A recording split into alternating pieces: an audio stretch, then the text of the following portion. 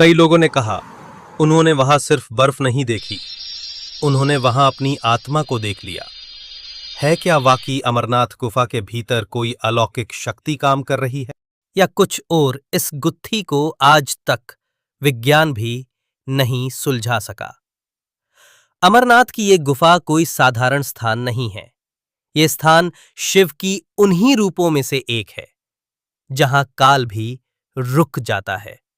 ऐसा माना जाता है कि यहां की बर्फ में हर साल शिव का स्वरूप अपने आप आकार लेता है, एक शिवलिंग जो अमावस्या से पूर्णिमा तक बढ़ता है और फिर घटता है। लेकिन क्या यह सिर्फ आस्था है, या फिर वाकई कोई दिव्य ऊर्जा यहां काम करती है जो विज्ञान की समझ से परे है? हिमालय की इस बर्फीली गुफा में प्रवेश करते ही जैसे समय ठहर जाता है, पत्थरों पर टपकती बर्फ की बूंदें, सन्नाटा और भीतर तक चीर देने वाली ठंड, सब कुछ मिलकर एक अलौकिक वातावरण बनाते हैं। ऐसा लगता है जैसे स्वयं शिव की उपस्थिति वहां पर हो। पौराणिक कथा कहती है भगवान शिव ने यहां माता पार्वती को अमर कथा सुनाई थी, लेकिन यह कथा किसी साधारण स्थान पर नहीं कही गई थी। शिव ने समस्त ब्रह्मांड से हटकर ये गुफा चुनी थी ताकि कोई भी अन्य जीव इसे न सुन सके। शिव ने अपने वाहन नंदी को त्यागा, चंद्रमा को अलग किया, सर्पों को छोड़ा, पांचों तत्वों से बने गणों को दूर किया और यहां तक कि गणेश जी को भी बाहर छोड़ा। फिर शिव माता पार्वती को वो कहानी सुनाने लगे जो अमरत्व का रहस्य है, परंतु वो कथा कोई और भी सुन रहा था। 2 कबूतरों का एक जोड़ा माना जाता है। यही कबूतरों का जोड़ा हर साल अमरनाथ गुफा के आसपास देखा जाता है। ये रहस्य आज तक नहीं वैज्ञानिक सिद्ध कर पाए, न भक्त नकार पाए। क्या सच में कोई अमर जीव वहां है?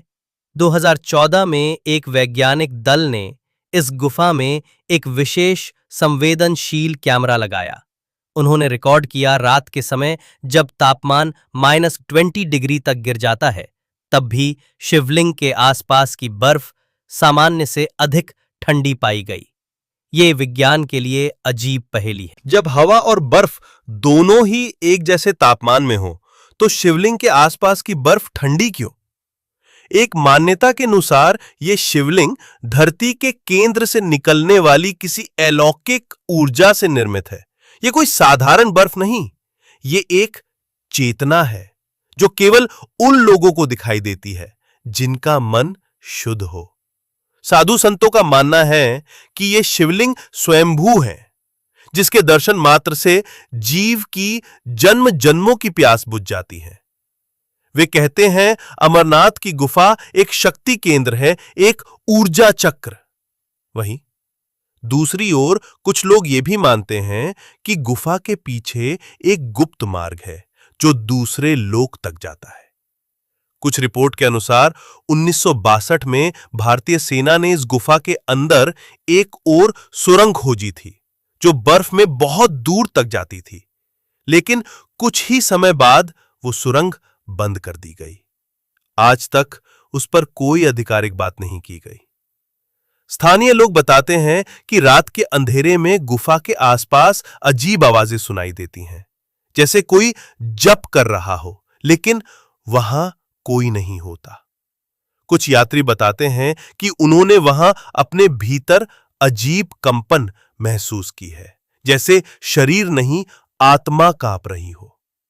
यह सिर्फ ठंड नहीं थी, यह कुछ और था जो दिखाई नहीं देता, लेकिन कुछ मौजूद होता है।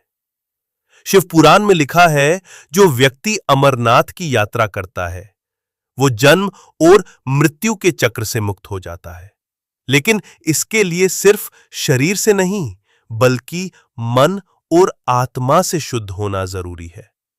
एक पुरानी कथा में कहा गया है, एक बार एक व्यक्ति रात के समय में चोरी छुपे गुफा में घुस गया था, लेकिन अगली सुबह वो व्यक्ति गुफा के बाहर बेसुध मिला। बोल नहीं पा रहा था, सुन नहीं पा रहा था, उसकी आंखें खुली थीं जैसे वो व्यक्ति किसी दूसरे लोक को देख रहा हो।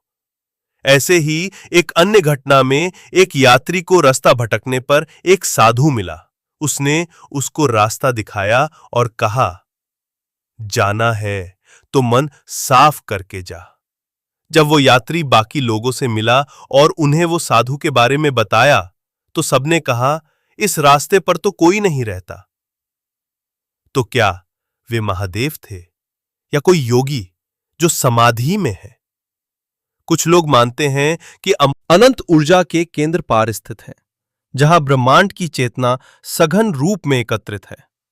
वहां जाने का अर्थ है उस ऊर्जा के सामने खड़ा होना जो तुम्हारी आत्मा का सच खोल देती है। हर साल अमरनाथ यात्रा में कई लोग अपने जीवन की सबसे कठिन परीक्षा से गुजरते हैं। पथरीले रास्ते, तेज हवाएं, ऑक्सीजन की कमी और अचानक मौसम बदल जाना, यह सब जैसे शिव की परीक्षा हो। पर जो इस परीक्षा को पार कर जाता है उसका सब कुछ बदल जाता है। शायद यही है अमरनाथ का रहस्य, ना केवल बाहर की यात्रा बल्कि भीतर की यात्रा। ये गुफा केवल शिवलिंग नहीं है, ये एक दर्पण है जो तुम्हें तुम्हारा वास्तविक रूप दिखाता है। तो अगली बार जब आप अमरनाथ जाइए तो केवल एक यात्री नहीं बल्कि एक साधक बनकर जाइए, क्योंकि वो सिर्फ बर्फ नहीं है, वो अमृत का रहस्य है। और शायद शिव आपका स्वयं इंतजार कर रहे हों। ऐसे ही रहस्यमय कथा सुनने के लिए चैनल को सब्सक्राइब करें और कमेंट में हर हर महादेव जरूर लिखें।